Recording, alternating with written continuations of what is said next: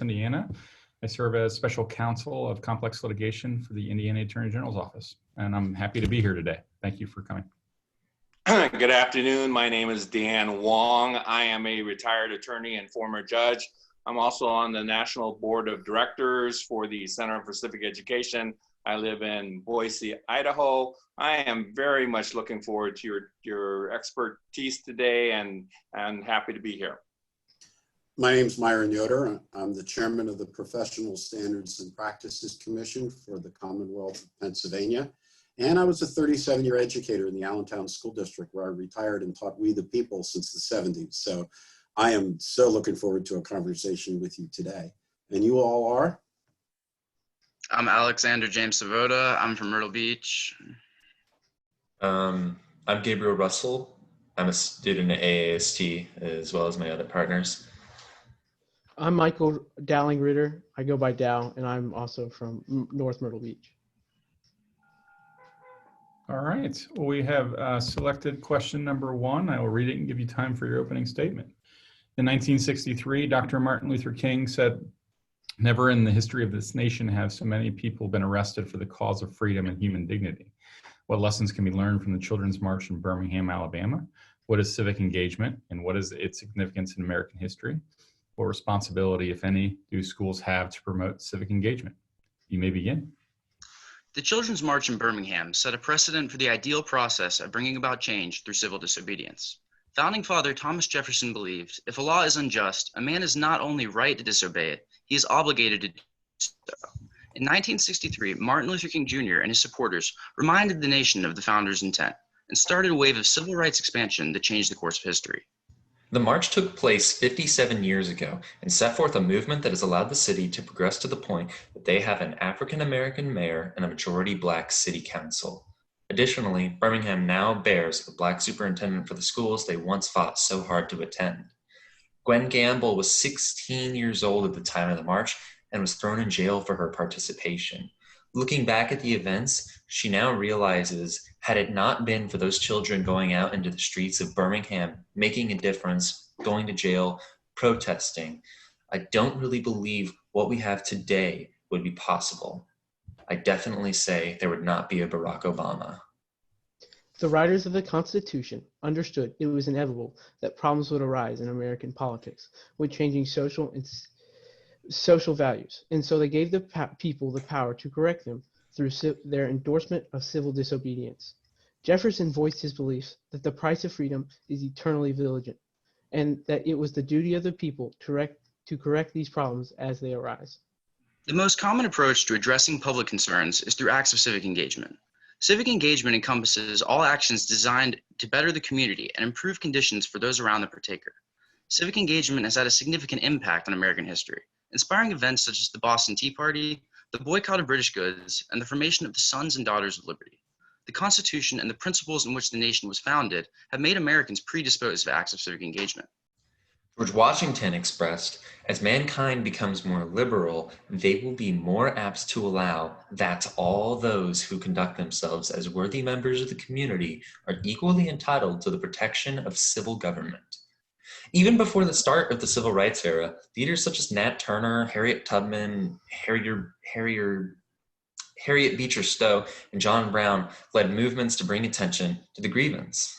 Civic engagement is by no means an approach limited to past endeavors, however. A modern crusade largely parallel to the civil rights movement is currently developing in response to gun violence, particularly in schools, called March for Our Lives. The movement is a student-led demonstration in support of legislation to prevent gun violence. Civic engagement comes not only in the form of protest for change, but also serves to unite the nation in times of distress. After the 9/11 terrorist attack, the Red Cross reported a surge of 15,570 volunteers processed. Civic engagement also serves to connect individuals, improve their collective awareness of civic and political issues, and inspire civic virtue, as those who volunteer are more likely to vote in future elections. Furthermore, community service bridges the gap to those generally cut off from society, such as the elderly, disabled, and homeless.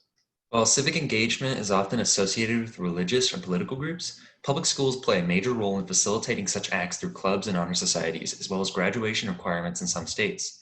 In an interview with Horry County Superintendent Rick Maxey, he suggested the primary mission of public schools is to mold students into contributing members of society. He proposed this is best accomplished when students learn about civic involvement through social studies classes and are then given the opportunity to participate in activities such as We the People, mock trial, or debate club. Civic engagement has historically been used as a tool for expanding civil rights and liberties, with groups such as the Tuskegee Airmen, who risked their lives to prove their dedication to our nation was equal to that of their Caucasian counterparts. Their actions proved true the words of Abigail Adams. The spirit that prevails among men of all degrees, all ages and sexes is the spirit of liberty. Such acts of participation have been a constant force of change. All right, thank you for that. So one of the underlying themes in this discussion is common good. And can you speak to whether the common good differs from state to state or from country to country? Yes, the common good would be what benefits the general society without disadvantaging minority or majority groups to a greater extent. This would be dependent on what the populations of each state are and the demographics of them. For example, if a state is, for example, 100% homogeneous, then the common good would be equal to that of the majority one. But in more diverse states and even nations like the United States, it's much harder to determine what the common good is based on the different intentions and wants of each group of people. In contrast to my teammate, socialists like myself believe that the common good is something that is shared across the world. In an interview with many members of the DSA community online, including Gregory Evans and Ashlyn Pierre, they told me that socialists are an international class of people that believe similar things, and that the common good is something that they all strive to work for. It's not something that is changing in between countries. The same goals that they fight here in America are the same goals that they fight for in the United Kingdom. Like my teammates suggested, the common good is a opinion of what you believe in. So like Gabe said, he has his own opinion of what is good for our country, and Alex may believe something different, but together they make the total common good, which is everybody's opinion. I believe it would be fair to suggest that the governors, in issuing their stay-at-home orders, were acting in what they believe to be the common good. My question to you is, are the protesters against these stay-at-home orders acting in appropriate or inappropriate civic engagement? Be specific. Civic engagement should be done in ways that does not harm the people. Martin Luther King believed in nonviolent protests in ways that wouldn't hurt the community or directly hurt people. And unfortunately, the current protests that are happening right now aren't for traditional liberties. They go directly against scientists' own recommendations that would save lives. They are endangering American citizens and shouldn't be considered safe civic engagement. In contradiction to my teammate, civic engagement at the end of it is really based on what you believe is best for the community and what is best for improving the conditions of others.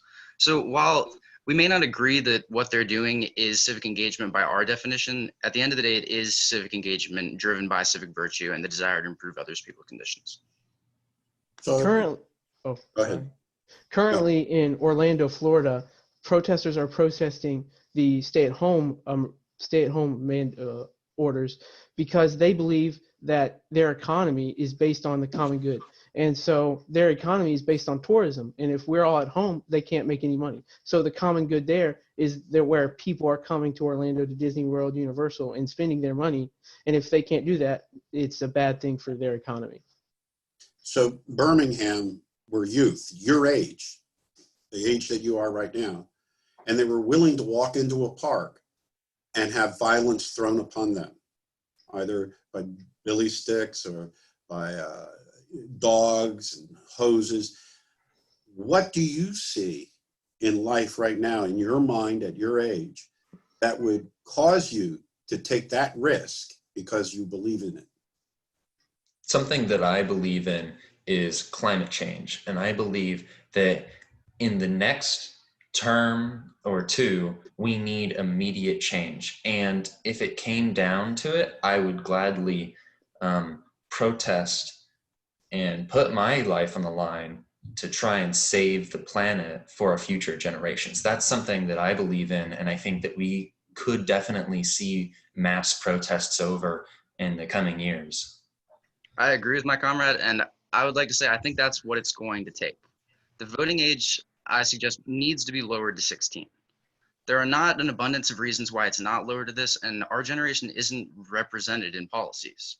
Politicians at this time in history are traditionally older, and they're making decisions that we will bear the full impact of with little consideration because we can't elect them. Okay, then let me take it to the next step. You mentioned in your speech about revolution, you mentioned John Brown, and the use of violence to accomplish the ends of civil discourse. What you just mentioned that you are willing to put yourself down for, would you go so far as to say there may come a time that violence should be used as a means to effectuate your change? There are many different philosophies towards protest, and harkening back to the civil rights era, if you look at Malcolm X, he believed that violent protest was necessary. I don't think that we need violent protest now, but in the future, if our legislators continue to ignore the needs of the people, violence could become a possibility. But that would be only in an extreme scenario.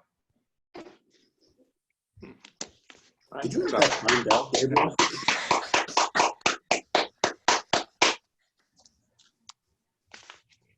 I want to thank you for your presentations. I thought that they were very good. You know, and I think that your point about pointing to the city officials in Birmingham today, I think goes a long way to say just how far we've come. So I certainly appreciate you raising that. That's a very stark example, and I certainly appreciate that. And it is apparent to me that you know, all three of you have thought through these questions and struggle with them and come to your own opinions and your own positions, and you're to be commended for that. So thank you. Thank you. Thank you. I enjoyed your presentation. It was a good presentation. And if anything, I believe that crises such as our COVID-19 pandemic really test the Constitution. And quite frankly, after listening to you, it's very clear to me that as constitutional scholars and students that you've thought about how the Constitution applies to government and how government acts in crises. Your answers to the cross-examination questions were good. Obviously, you spent some time thinking about the multiple issues that arise from the Children's March, and I very much appreciated your presentation. Thank you. Thank you. Thank you. I too want to congratulate you. I had a wonderful conversation, particularly the very last comment there, Gabriel, at the end. A good answer in terms of when does violence become justified, if it is ever going to be justified. I'd be a little cautious earlier on when you were talking about numbers and how that determines the common good. One can argue there were periods of our history where change was effectuated and it had nothing to do with the majority versus the minority. It actually was a minority view that pushed forward, perhaps even our own revolution. I would have liked to have taken it to one more step after that last comment, and that is what your take would be on these protests in front of state capitals with armed individuals, AK-47s, protesting that they don't have the right to go out and shop. And are they doing that as a means of saying, I have the right to do this under the Second Amendment, therefore I'm going to show you I have that right, and compare that to the rights that they were seeking? Or is it a veiled threat of saying, I don't get my way, I'm going to use violence? That's kind of interesting concept. Which way are we looking here? Or is it a combination of the two? Thoroughly enjoyed the conversation. To all your parents who are hiding behind couches or behind the computer or listening through the door, I just want to thank them for supporting you at this time. And to your teacher, beautifully done, nice job, and please be safe. Good work. Thank you. Thank you. Thank you. I think our only regret for this is that we couldn't have more time, because we thoroughly enjoy these kinds of conversations. They're very enlightening to have. Well, gentlemen, you will have more time. You have the rest of your lives to make a difference in our world. Absolutely. And Yes, sir. thank you for stepping up, because I'm an old guy. I'm not going to see the future, how it unfolds at some point. You will. So I feel safe. Thank you very much. Thank you. Congratulations.